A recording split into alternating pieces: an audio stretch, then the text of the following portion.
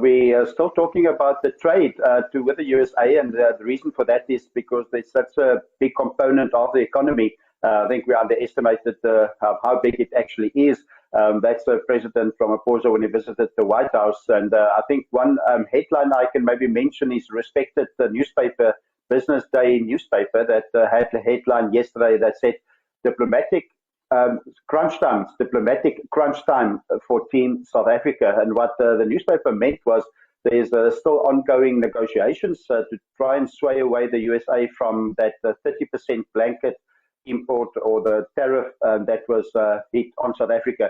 South Africa, not the only country in the world. There were 20 countries that received similar letters, and it is including Japan and South Korea, to mention a few. And also, there was yesterday a statement made by the President Trump that all BRICS countries will also have 5% added in tariffs.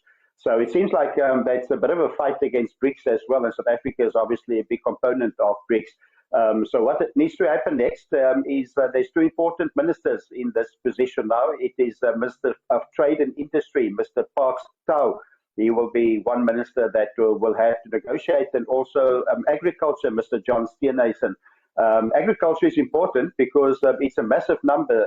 The exports from South Africa in 2024, agricultural exports in dollars, is 300 or 13.7 billion US dollars. So it's a massive amount of money that goes over to the USA or came in from the USA in exports. So it's a big component of the GDP for the country.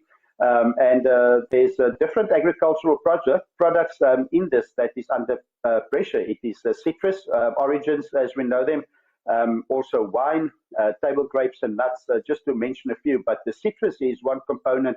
Citrus Dal is the one area in the Western Cape. As you drive from Namibia down to Cape and you drive through Citrus Dal, and that whole area is under pressure actually now if the tariffs kick in.